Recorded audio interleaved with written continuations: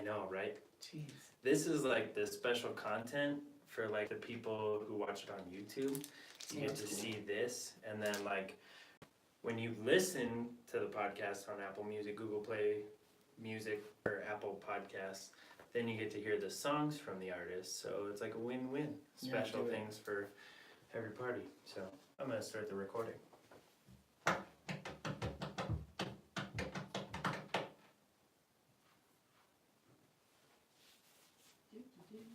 This is how every one of the YouTube lives starts.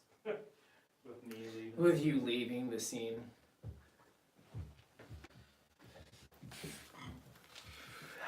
Am I sharing a mic with you? No, I got my own mic. Make sure you're close to it, because some of the ones you're quiet. Yeah, no, I figured it out with like levels and stuff. Yeah, so we gotta hear you. I know. Yeah, There definitely. it is. And the song should be starting soon. Hopefully, maybe. No. Maybe. I'll tell you. Hold on.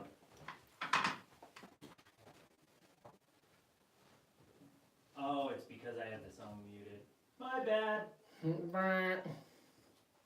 Derp, dude. Derp.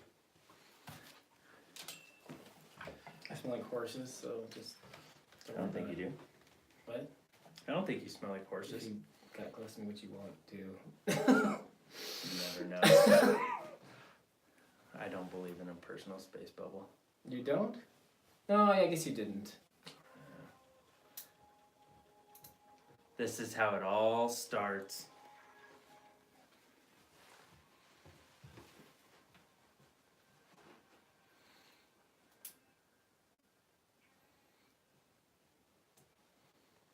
Aaron Elrod of the Host Club.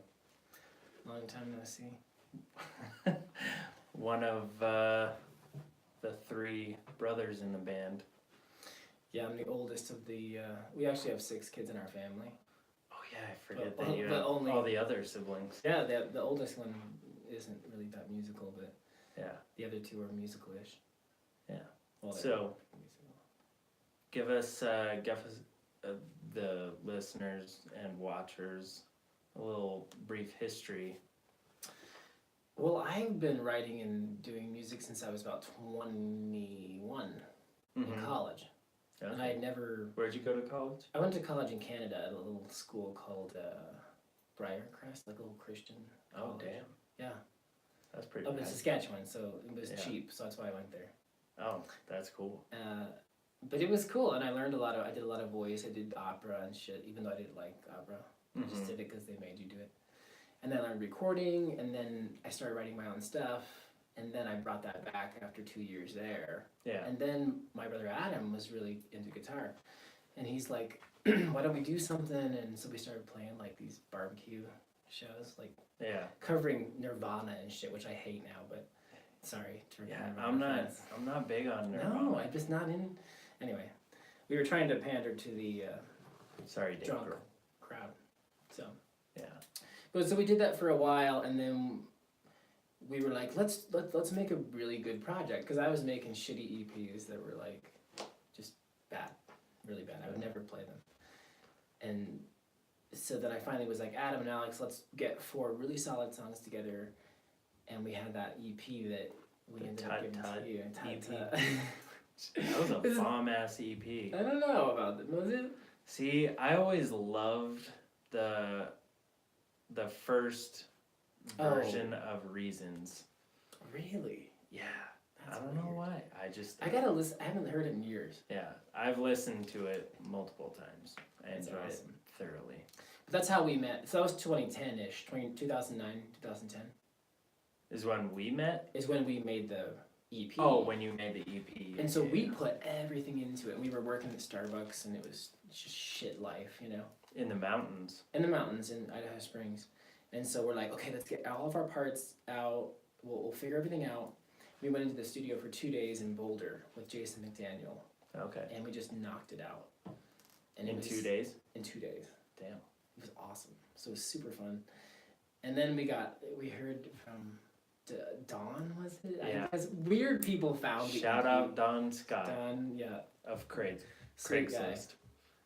That's how he found me. Did you know that? He did, yeah. With Craigslist or something? Yeah, he found me on Craigslist because I posted about looking for a band. I'm surprised you didn't murder, like, we didn't get murdered.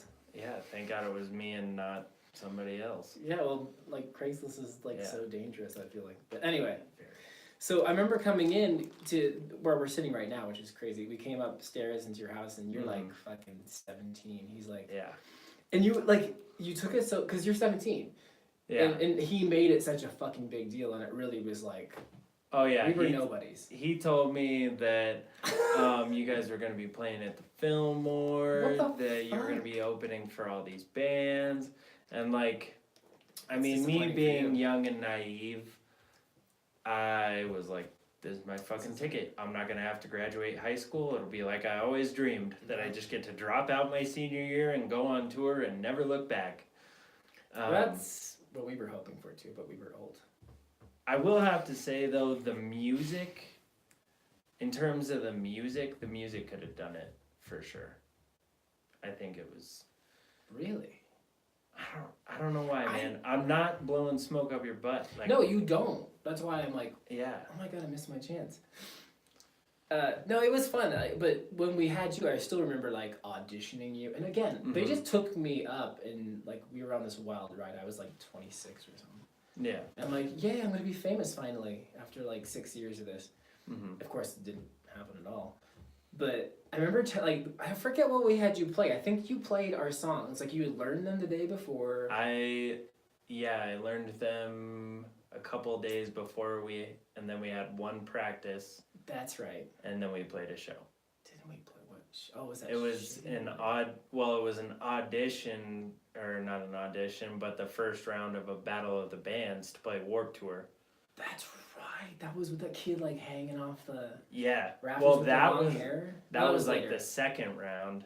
Yeah, because the first round was at the Marquee. That was an awesome show, actually. Yeah. I liked that. It was awesome. So it was like, it was amazing. And of course, you were like, oh my God, he's so good. And he's only 17. And we're all like, Alex was 22, so he was a bit older, but yeah, I was like 25 or 26, so I was like old. And I was like, very good young man. That's how I felt. That's how I act, though. So I think that's why you're probably like, he's kind of a dick.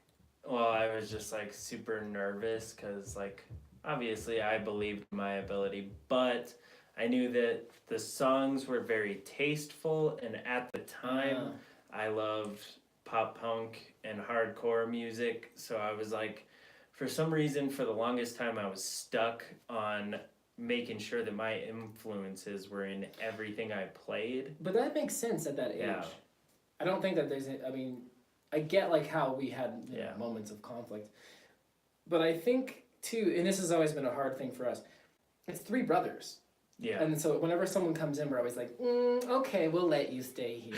3 on 1. Yeah, it kind of is. And I think we've realized that, I mean, trust me, talk to Jeff or Nick, our producers, and we'll be like, fuck those kids. Always outvoted. Yeah, we're like a three-headed monster, and they have to like beat us back with like... Alex is the worst one, though. Shout out Alex. Yeah, Alex is pretty crazy. He's like you know what's funny is we were talking before the podcast and you said that he was always the more hyper eccentric brother, but I never saw that side of him, and like now knowing that, he probably like walked in, met me, and was like, who the fuck is this spaz? If you both had stayed like you were, it wouldn't have worked. No. Because Alex was like off the chain usually, but then you kind of filled that role, which was very fun. Yeah, this child. I was like, but the thing about it is like, I was telling Jake before the show too, I'm like, when we talk about it now, even though we were like fighting and like, shut up, why are you so annoying and loud and you won't shut up? And we're like, stop playing when we're trying to talk. Because you're always like, and we're like trying to be like, when's that verse? Yeah, and now being the band leader of my band, I do that, but I don't say anything. I just stand there and go. Just scowl. Yeah. Usually it gets the point across. Or I have that stance like the teacher in high school, I'll wait. Yeah, are you done? I'll wait. Yeah, is it out of your system now? So we did that, but you never got it out of your system because your energy level. Why the fuck did you drink energy drinks? Because you'd be like drinking Red Bull. I'm like fucking like it's cocaine. Like I didn't. It's the need equivalent. It. Well, theoretically, they say people who have ADHD, when you drink an energy drink, it's theoretically you're supposed to have an adverse effect. Really? So it's kind So of it actually like brought you down. yeah. That was you down. Yeah, it's kind of like, and I was also told later in life that that's where my candy fascination also came from, is the sugar had an adverse effect. Okay. I didn't know that. But yeah, it's kind of like Adderall. Like for people who don't have ADHD, it's like speed, and they're going, Oh, yeah, and that's for why me, that's college how it kids is. take it. So it was stabilizing you in a way.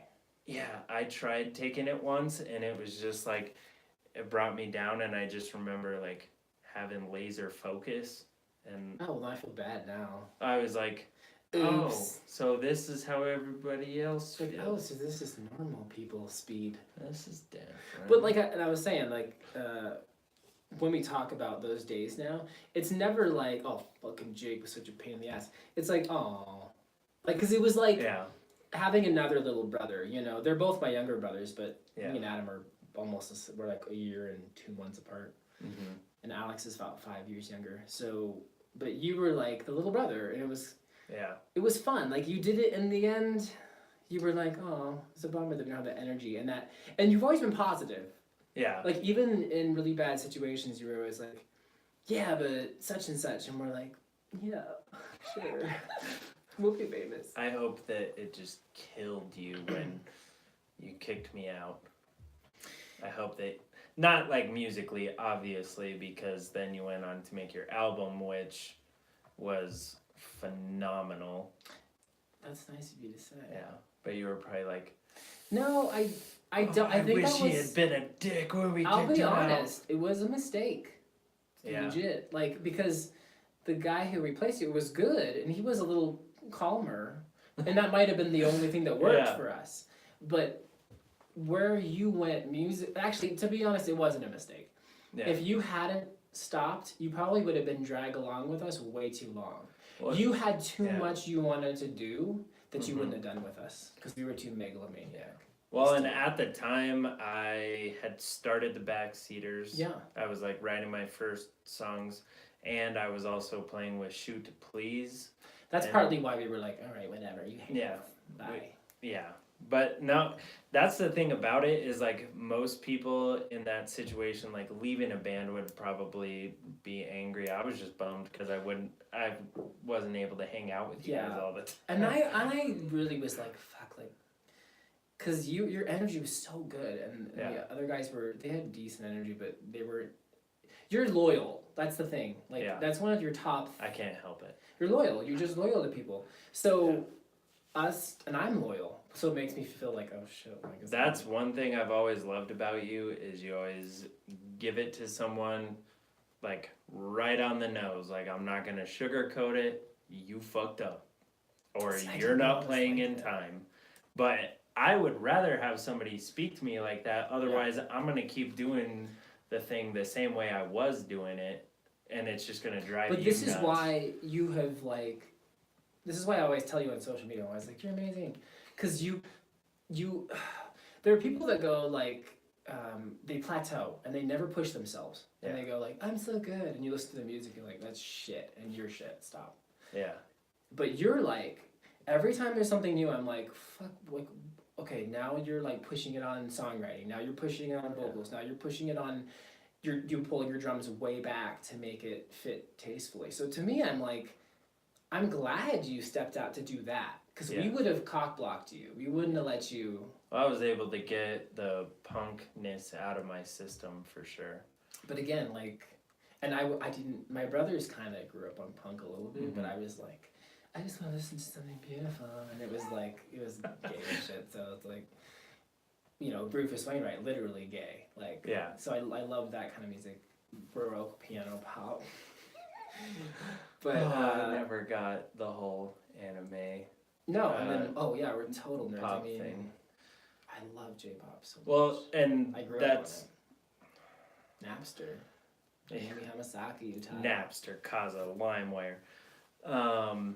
But no, that's one thing that I wrote in my notes is there an easier way to find you guys on YouTube? No, I was If gonna you talk. search the host club, you're gonna find a lot of anime. Yeah, that's we based our name off of that. Yeah. But if there's an easier way. Yeah, that's it. I was thinking about that the other day. I gotta talk to my producer about that. Mm-hmm. So we'll work on that. But we're on Spotify and iTunes. You Yeah. can find us easy on those.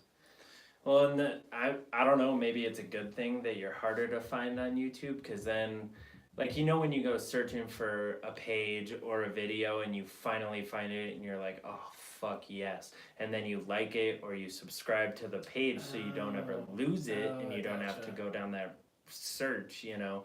So I gotta figure that out. Maybe it does work. See, I always overthink these things and I go, oh, it could be good. Nah, it's bad. It could be good, though.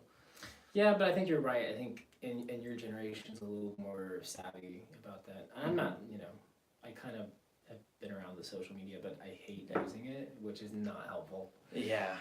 So this day and age, like, you have to. You can't. You have to Unfortunately. exist on there. yeah. So luckily, we're on the main actual music programs. I'm sure you are. Yeah. But no, it was fun. Like, and I'm glad you. Like I said, I'm glad you did go your way and you did your thing, because we all have to mature by going, oh, you know, I'm good at this, and I can work hard and become better at such and such. And Yeah. we were learning that as well in our own ways. So it worked for you well. Like, you know, now you're basically a producer. So I try.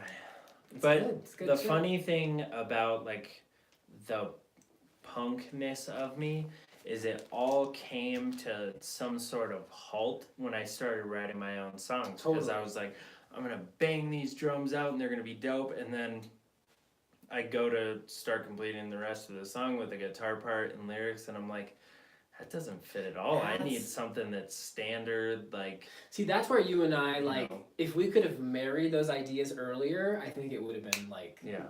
But I was like, that's not how you play with this song. I have this vision, and you're like, I have this vision. Double bass. I Which, hey, do it did make it remember... more interesting. Yeah.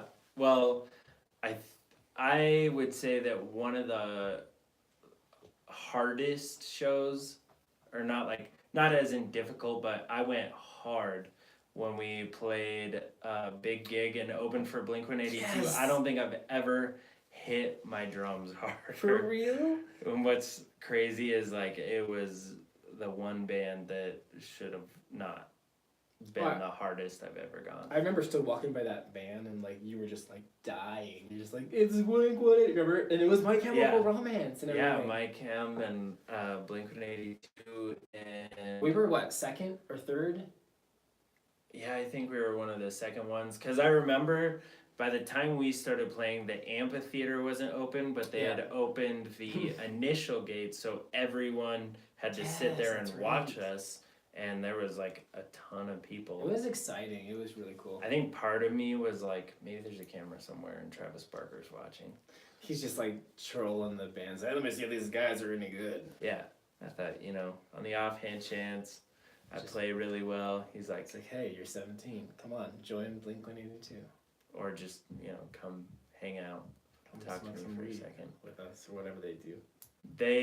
He actually, he put out a autobiography, and after the plane crash, he got... Oh, yeah. He smoked weed for a little bit, but now he's, like, completely sober, vegan, like... So many people are going that route. We never even started. Me and my brother's like, what's weed? Yeah. Is that a skunk? Well, we were half homeschooled, half private schooled. Yeah. We didn't know... No, I didn't know anything. I've always been so jealous of the fact that you live in the mountains, because that's that's one of my end goals, is to have a place in the mountains, like, Dude, far from society. Dude, I loved it, because you could go down and play a gig and do something like the Gothic or whatever. Then you go home and it's quiet and you get away from all the noise. Stars. All those people just chasing you down like, oh, please sign this, sign that. Yeah. Kidding. No one ever Well, did that. You probably got your place around the right time, like We did. before everyone, pushed into Colorado. Because now, like, I mean, your place that you have is beautiful in My Conifer. parents' place. Oh, have you been to my house? I've been to your house, yeah. Yeah, the little A-frame. Yeah, I love it. Yeah, you did. And you Yeah, have what kind of dog do you have again? A Bernese Mountain Dog. Oh my god. He's nice, but Dog. okay, we're the shittiest dog owners in the world. It was his boss's dog. They're like, you want this dog? We're like, sure. And I don't really like animals very much, but I like him. But sometimes they're like,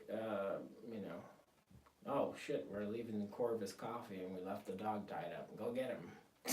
We're terrible people. But I wouldn't have got the house. I didn't have money for that. I was a musician. Mm-hmm. He got the house, and I'm like, hey, please don't kick me out. Yeah. So I'm still there.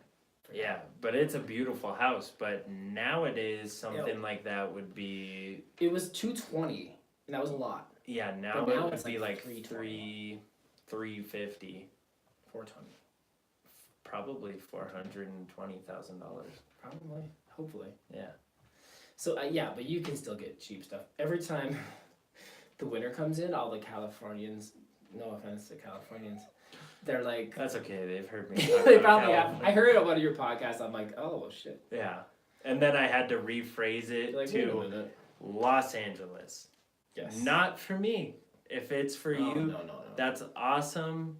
To each his own. I just can't do it. I can't do Los Angeles. San Diego, Los Angeles, San Francisco, I've been to all of them. Yeah. No. I definitely want to go to San Francisco. Beautiful. For sure. I enjoyed it, but it was so busy. Really? So busy. Huh. But it's worth like a few days. Yeah.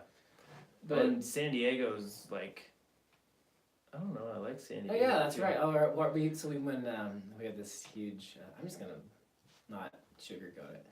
We had this show we got in San Diego, and this guy, he was kind of quote-unquote managing us. Tell everybody what it was like going on the road with 17-year-old Jake. Amazing.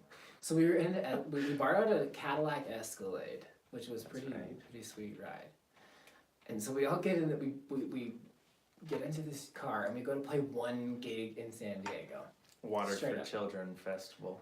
Yes, was that what it was? Yeah. I like how people jump on these causes they don't give two shits probably, and they're like, hey, put some bands on there and let's get drunk. I'm like, oh yeah, kids and water. Yeah. That's how that was.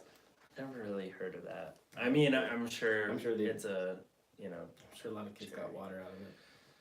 So maybe. Anyway. We didn't. What did we drive, 16 hours? Yeah, we drove straight through. Straight through. All the way from Colorado to San Diego. The energy level, too, when we started, because it was like, holy shit, we're on tour. It's one show. Yeah. And I don't want to talk about the show. I still like calling it tour. It was fun. It was tour, though. Like, people call that now. They're like, I drove my van around California and played on the beach. And, like, they call it a show. Whatever, it was a show. It was a tour. One show. So. But shit, it was funny because you were so hyped up because it was like, this is, California, and we're like... I was getting out of school for a couple days. Oh, yeah, that's right. I was like, so yo, teachers, fuck you. I'm going on tour. Probably won't come back. Yeah. Woo! You had that energy as soon as you got in the car, too. It was like, this is it. And I'm like, I'll let you give me that energy because I'm always like... Maybe, I don't know. The music industry's hard to get into. I had a huge bag of candy from Costco. That's right! And you, me, Adam, and Alex probably ate the whole thing almost. I think we did. I don't think Jason or TJ had any of it. No, they were just driving. Yeah. So it's fun. I felt like they drove us out and we set up in like a corner on some concrete somewhere and tried to get people to come listen to us. Remember the people that wanted to? They're like, the winner of the bands is some old hippies, remember? And they were like, we provide some really good music, and they got the giant air filter, water filter. Was it a water filter? I think so. Like, I think it was one of those sell it on eBay. Yeah. It's like, fuck you, hippies. Well, what's crazy is, remember, so we get there, and it felt like it was 110 degrees, and we ask them where the stage is, and they go, come on, I'll walk you to it. And they That's walk us down to right. the street, and it's right on the sidewalk. He just points to this little Oh yeah, it was area. at an intersection. Yeah, and he goes, you could set up right here. And so we're like, all right, it is what it is. So we unload, get all set I up, forgot about that. and then they go, actually, do you guys want to play in the courtyard up there in University of San Diego? And we were like, yeah, that'd be cool. But we had to haul all our gear up all these stairs, a huge hill, up into the courtyard. And we barely of the got school. it together in time, remember? Because it was last minute that they moved us. Yeah. But I don't know if you remember, but there were like a couple of people who had looked up the band before and were excited to see that was us. weird. I was like, what? Yeah. We're famous already? I'm sorry. And it was a good response. Yeah. We usually get good responses, you know. Mm-hmm. That was my first time ever having In-N-Out. And you know what's funny is it came up on my time hop that I was like, had In-N-Out for the first time. It really is as good as they say it is. What are you doing? Trying to make sure you heard. Oh. And I was like, It is. It is as good as they say it is, but... What? So I'm on the record in a couple places. Nowadays, I'm not big on burgers in general. How is it? Okay. But Accept this. I'm very about In-N-Out. Are you fucking kidding me? I know. I'm done. I know. A lot of people have a problem with that. What do you like better? Have you ever had Whataburger? No. Yeah, you sound like a douche. You're like, have you had Whataburger? There's one shop. It's Have you had the downtown. Burger It's Shack? under the actual ground. It's by the sewer. It's amazing. They have the best Water burger? overcooked cheeseburger. Yeah, it's Whataburger. So What like a burger. yeah. But I had it in Texas when I went on tour with If I Fail, and like I got this double cheeseburger that had green chilies on it, and like something Sounds about good. it just like was amazing at that time. Maybe it wasn't that great. Maybe I was just really hungry. I don't know. Stoned. But I mean, like I'll eat In-N-Out. I just don't rave over it, you know. I can like eat it every day. Yeah. And it's like $3 for like giant That's food. And they actually, you can get green chilies on your burger there. Okay, I didn't know that. Yeah, because they have like their little secret menu. I never accessed that. Yeah. I need to do that next You time. can like look it up. Tour in San Diego. Well, when I actually had got In-N-Out with the green chilies, I said, so hypothetically, I want this cheeseburger, right? Let's just say I wanted a green chili on it, green chilies. What would you say? And the chick just looked at me like I was a psycho and goes, you want green chilies on your cheeseburger? And I went, yeah. Yes. If you And she have goes, them. Okay. And Yeah. that was it.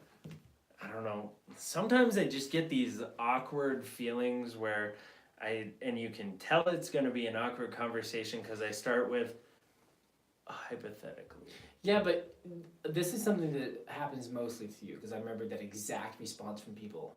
Mm-hmm. Because it's aggression, like you seem aggressive. Because first of all, you're like not in. There's a lot of social anxiety going around right now. I used to have it so I'm bad. definitely not aggressive. But I used to have it so bad I didn't want to leave Yeah. my house. But then you start performing and you lose all of it. Yeah. But And you're you forced come up to people and you're like ready to talk and joke and make it funny. Yeah. And they're like, some of them are like Yeah. backing away like. Well, now that I've gotten like more tattooed, it's worse now. Some they're people like, "Oh, God, are it's like gonna very kill me." put off. And just Why like current year? It's current year. I guess. I think bigger thing with I get more questions about my ears, about the gauges. Oh, gauges. I mean, like people definitely notice the tattoos, and I get a lot of about the tattoos, but I get more questions and like more. Definitely between like 45 and 60, cause like anybody older than that, like men older than that, shit. Women, I've had much much older women. Like I was in a Starbucks one time, this lady was maybe 70 something, and she's looking at my arms, and I'm like, oh fuck. And tattoos on your arms are so beautiful. Wow. Like she just recognized it as art, and I was like, okay. That's So crazy. the older generation, middle section of, you know, you're still holding on to the good old days and how people used to be, and yeah. Hasn't everybody abandoned that by now? It's like most people aren't. Kind of, but there's. I'm just like, dude, if that's your thing. Yeah. Super thug. No, it's cool. I think like that's weird. I wouldn't have thought that, since I only have like one tattoo, I wouldn't have thought that people in their 70s, the golden generation, would be like, that's wonderful. Look at the beautiful art. Yeah. I mean, like I said, the men are just like, it's like they don't even see it. Whatever. But last year, I actually went to a job interview, and the guy went through the whole interview, and I detail cars, and so he wanted to see how well I could buff and polish this car. So he had me do that, which usually you have to pay somebody for. You know what I mean? You get paid for your services, but it was part of the interview. And he goes, yeah, I really like your resume. Unfortunately, though, we can't hire you because of your ears and your tattoos. That makes no sense. And I knew I had lost it, so Like, and I went, why? And he goes, well, it was a Chevy dealership to boot to uphold here, and if we start hiring people that look like you, we're gonna get customers in here that look like you. Garbage. And I said, so you mean to tell me, guy comes in here with a stained wife beater, sweats, and flip-flops on, and he throws down $100,000 for a brand new car, you're gonna be like, go away. No, we don't want your kind. Yeah, not gonna happen. And what's funny is I got turned down there because of the tattoos, and then immediately after that I get hired at a Lexus dealership. Yeah. That's just funny. That doesn't. I think that whoever's running that place must be like ancient. Well, I don't have any naked ladies on my arms. I don't have any like racist. Yeah, I don't have. I mean, it's all ships and octopuses. Really? Yeah. None. Okay, good. Not one swastika on my whole body. So I would hire you, sure. Yeah. It's an octopus. I mean, I don't have a fucking yin and yang, the peace symbol. I don't have the motherfucking Buddha tattooed on my back, but no offense to Buddhists. So like everybody who has a Buddha tattoo right now? Hey, if you got a Buddha, oh shit. Oh no, low battery. Let's see. Alright, so yeah, no offense to anybody who has a Buddha tattoo or Ganesh, the elephant god. It's a lot of those. Yeah, so no offense to those people. Yeah, that's fine. Trendy. So I apologize, but I'm gonna go get a phone charger real quick to make sure that the YouTube live doesn't die. But start talking about how you got into music. I'm gonna be super quick. How did we get into music? I was singing since I was young. I had the incredible compliment from my siblings that I sounded exactly like the Little Mermaid, which was, I think, validating. But, and I always sang and I always imitated singers, but I think it took a very long time until I had the guts to actually sing publicly. It was more in the car and whatnot, and you kind of experiment with your voice, and then the first time I sang in public was, we were taking guitar lessons in Arvada, I remember, and my guitar teacher was like, hey, you wanna, he's like, you wanna, this is like going out, there it goes. He's like, you wanna, oh, maybe it's that. So anyway, he says, do you want to sing this song? Because Alex was playing one and he didn't sing and play. And I was like, yeah, sure. And then I was like, gonna crap my pants. And I was like, it was like a Lifehouse song. I think it was Hanging by a Moment or something. So I sang it. Hanging by a moment with you. Except my version was like, hanging by a moment. A musical. So they're like, oh, you're really good. So it was crazy. It was the first time I did, and then I kind of got shy again, and I secretly wrote songs but never played them for anyone. And then a friend of mine I met in Estes Park when I was going to a little Christian college there. He's like, I'm gonna go back home to Canada, and you should come up to this college because they have a really good music program. And I was kind of in love with him, even though he was a straight guy, which is really awkward. But that's what I'm sure it happened. Yeah, it happens. And so I'm kind of like, yeah, sure, I'll go with you. And so I went up there and we roomed together, and he was really cool. He wasn't like weird about the fact that I was like a little clingy. I think he was like, all right, I'm gonna go date girls, and you just kind of stay here. I'm like, oh, I thought you loved me, and that was a whole weird thing. Anyway, good friends still. We did a lot of music together. I want to unwrap that after this. Okay. I have a question. Sure. So he got me to Canada, got me into music, thank God. It was like auditioning for American Idol, because I had never really sang in front of people, and I would never want to, but I was like, okay, you're in a whole new country, no one's here to stop you, you can do whatever you want. So and theoretically, you're going to go back to Colorado and never see these people That's the again, thing. So I was like, all right, I'll go up. So I was like, they're like, couldn't you gonna sing for us? And I was like, just ready to like totally piss my pants. And I was like, I don't wanna hold you and feel so helpless. I sang a Rufus Wainwright song, like fruitiest song ever, and they're just like, that was really good. But do you hear that magic coming out of this man's pipes? Oh yeah, I hear it. No, I'm kidding.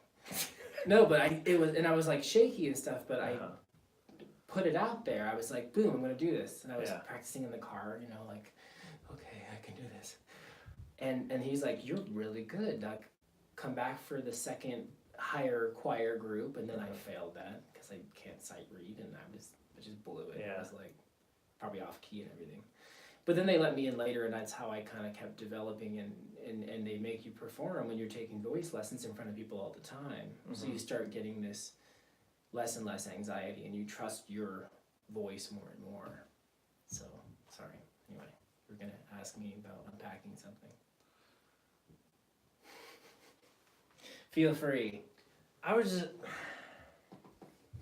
I don't know if I should. Unpack it. You can't offend me. Like, nothing offends me. Not you. Oh. They like that. They like a little, A little, oh, did he little just what? say that? Oh, my God. No, I mean, it's an unfortunate thing at the qualifications are good so far. Yeah, at this day and age that some people can't be open about their sexual orientation and how they choose to express themselves.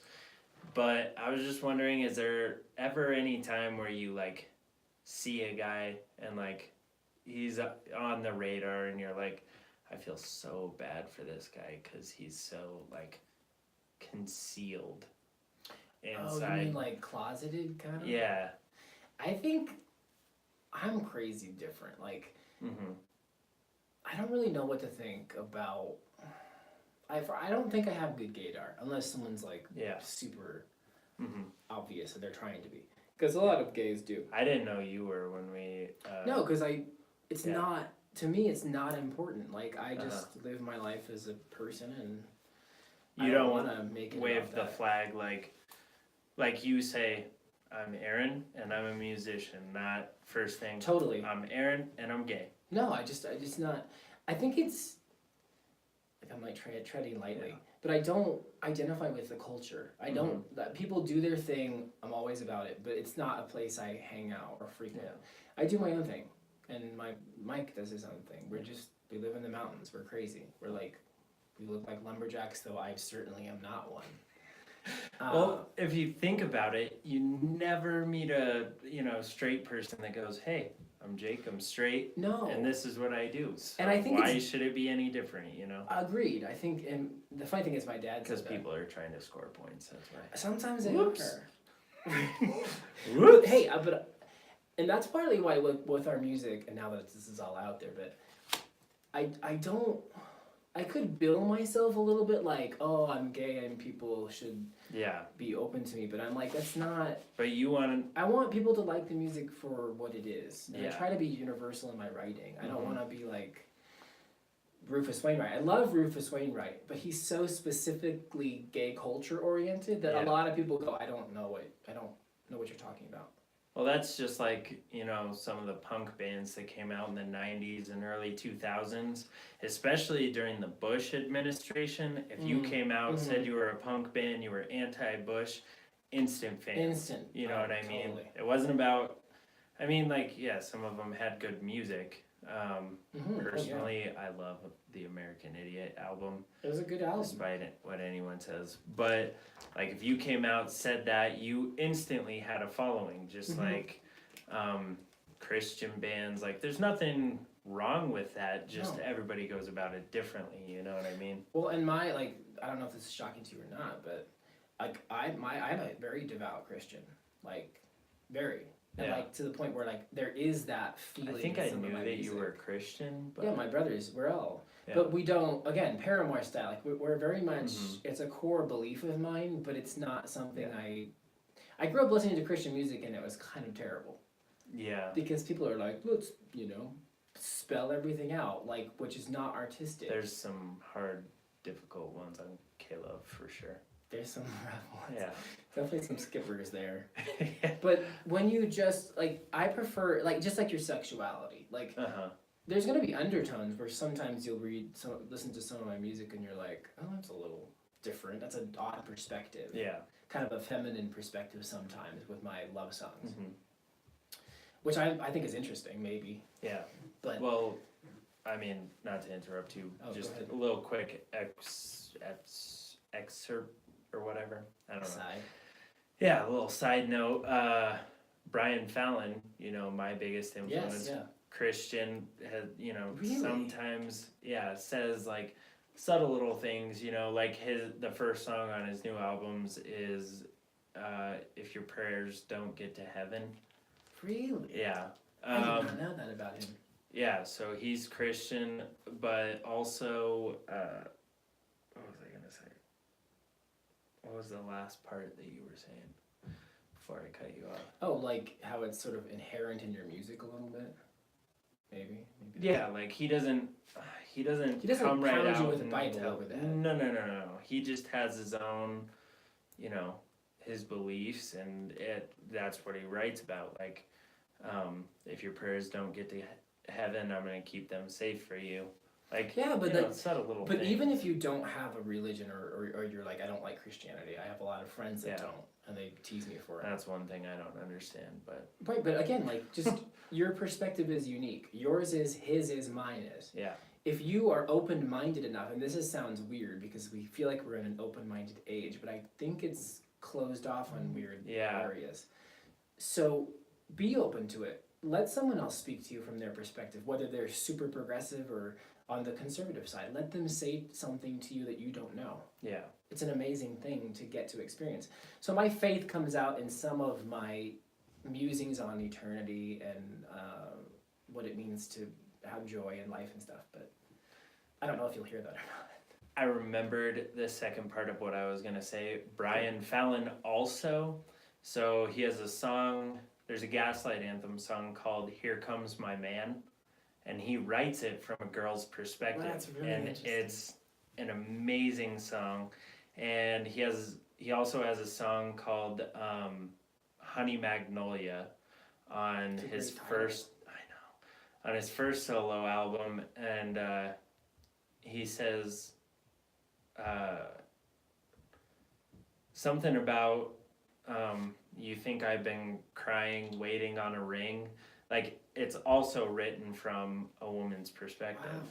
And like just the way he encompasses that, But he's such a solid songwriter that I'm not surprised he does the persona thing. yeah. Like, I will now get into another body and write from their perspective. That's Mhm. advanced shit, you know? Yeah, I've definitely tried, but you gotta like have this innate ability Mm-hmm. to develop a full character. You know what I mean? You Oh, can't yeah. just be like, It can't be half-assed. okay, I'm a girl now, and I'm gonna think about my exact life, but only in a female perspective. No, you gotta be next Mhm. level.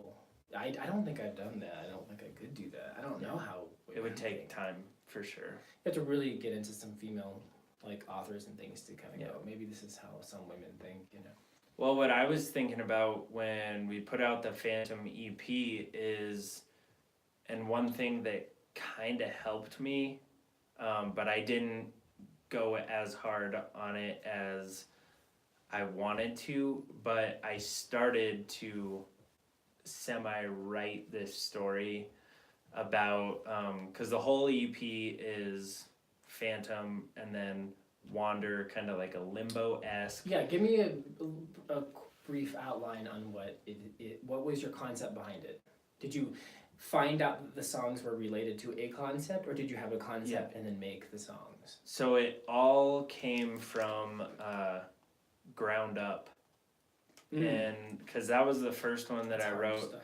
and the first line of it is, "There is a ghost that I believe lives in the basement with me." And that's where I started thinking about the ghostly nature of everything, but I also felt like a phantom / ghost for a year or so in my life. And you know, that's where the lyric in Found came from. You don't have to die to be a ghost. That's great.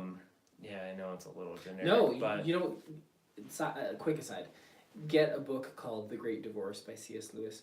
mhm. It's exactly about that. Like these people that are phantoms and they can't sort of yeah. move into the real existence because Mhm. they're held back. But anyway, Well, sounds similar to the theme you're describing. yeah, and I mean that's the idea I had certainly going through it, because once I established that and I was like, okay, I think I'm gonna stick with this concept. Then I developed the Phantom as a part of, you know, more relatable to myself, and that's why in the bridge it says, "Elated vibrations fill your soul. You have the beauty of youth, and I'm just getting old." And it's kind of like, you know, I wrote it about how Annika is this beautiful soul and this human being, and I was just like, you know, kind of this gray shadow behind her, and that, you know, that so she was like real and tangible and Yeah. glowing with and I was just reality. there, you know. But did she kind of, here's what I've noticed, and this is again to that book, The Great Divorce, did she kind of bring your grayness and kind of wipe that away and bring you into more of a real place through her being close to you? Yeah, I would say in a way. I don't know, because the song in the chorus, it says, "Can you hear me? Yeah. Can you feel me? Yeah. Can you hear me? Can you feel me? I am lost. I know that you're not." It was kind of like an envy thing, and like it was more so of a, I know what I need to do. You know, Okay. this is where I am. I know what I need to do. I can see it. She you know what I clarified mean? that a little bit then. Yeah. And so it, you know, has the Phantom, and then there's Wander that is kind of So there's like reoccurring characters-ish in this album, Yeah. or concepts? Yeah, more like a concept, because there's never like an established character Mhm. per se. But the first lyric in Wander is actually a reference to a Ben Folds 5 song. Mm-hmm. Which one? In Brick, Brick, where he says, the smell of cold car seat is freezing. Yes. And I say in Wander, I remember those words about the smell of cold, and I get it, and I never understood the sound of being alone until I listened. And That's a deep so, shit. you know, I kind of did like an ode to that, but then it's like That's awesome though. I like that. Wander, kind of finding yourself, and then Found, like you know, find it, you realize, you know, where you're at, what you need to do, and then you build it from the ground up. Yeah, that's amazing. That's actually, So, that's a cool concept to hear that. I mean, you know, because I remember when you released that, and it was definitely like, wow, that's an interesting yeah, idea, but I didn't realize it was fleshed out that well. Because our last one was about growing up, yeah, but I didn't know I was thinking about that hmm, until I looked back on my songs. And I was like, oh, that's yeah, what I'm. And a lot of it was Phantom related because it was like, as you get older, and you're becoming more actualized in a way, you're kind of knowing what you're pursuing. yeah, You start to feel sad for those simple times and the shadows of the ghosts of the Yeah. people running around and still having fun when you're young. yeah. Well, in the time that you wasted being in that Oh, totally. limbo-esque area. But would you say that it kind of helped you, like, you almost were at peace with your writing when you realized that there was that undertone? Because you were like, all right, now I kind of have a direction. I can hear what, you know, this story is about. Well, I remember the first part of that is in Canada when I was writing songs, I was gearing them toward like trying to write the right songs. Like I was at a Christian school and I was trying to do what everyone else was doing. Yeah. When I finally let go of that and I was like writing about people I was interested in, or you know, or what my struggles with my faith, then it came together. And the same with this record. When you let go of it needs to be this. This is what other people think it needs to be. This is success. Then you go, it's almost like you take this giant boulder off your back. Yeah. Pilgrim's Progress style. And then you shoot forward and you're writing. Probably similar for you. Yeah. The concept is there and then you can write and then all of a sudden it's sort of like the light that illuminates everything you're doing. So for that, it was that same thing. And it was even that picture of Alex with his dog. Yeah. Well, and is that kind of why? I mean, it makes sense Our now. It's childhood got is the all- video games, totally. the Game Boy, the bright colors, like. But you know, you guys are older, so it's kind of like.